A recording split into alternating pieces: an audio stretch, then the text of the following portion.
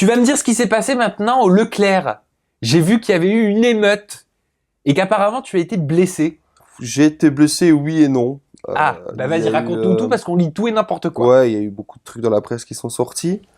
Alors, il y a eu beaucoup de monde à Leclerc ce jour-là. Et je pense que les gardes de sécurité ne s'attendaient pas à ce qu'il y ait autant de monde, parce que Nabila et Thomas étaient venus. Nabila toute seule était venue il y a quelques mois, ils avaient fait 2000 personnes. Et pour eux, c'était déjà énorme. Et on est arrivé, il y avait 3500, 4000 vous avez fait personnes. plus que Nabila et Thomas ? On a fait quasi le double. Et très vite, moi, j'ai su que ça allait déraper. Parce qu'on est arrivé, il n'y avait pas assez de gardes de sécurité.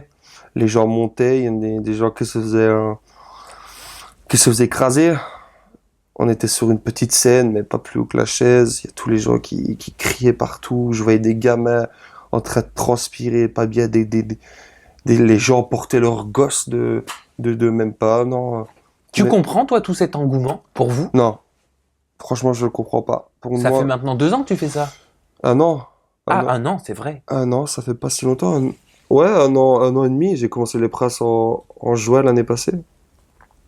Et franchement, ça avait une allure. Je me dis, quand je vois des enfants pleurer, mais même des adultes, etc., je me rends compte, on est dans...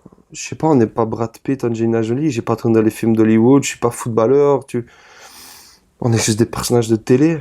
Ça vous a fait peur ? Il y a un moment quand même où... Il y a un moment, j'ai eu peur pas pour ma sécurité, mais plus pour Jess, ouais.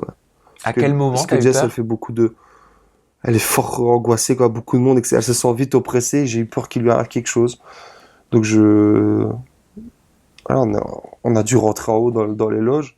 J'ai carrément pris au-dessous de moi. Gabano était derrière, les gardes de sécurité, je l'ai pris, etc. Parce que il y a eu des bousculades de malades, etc. Et puis voilà, donc la fameuse bousculade, on est reparti une fois en loge.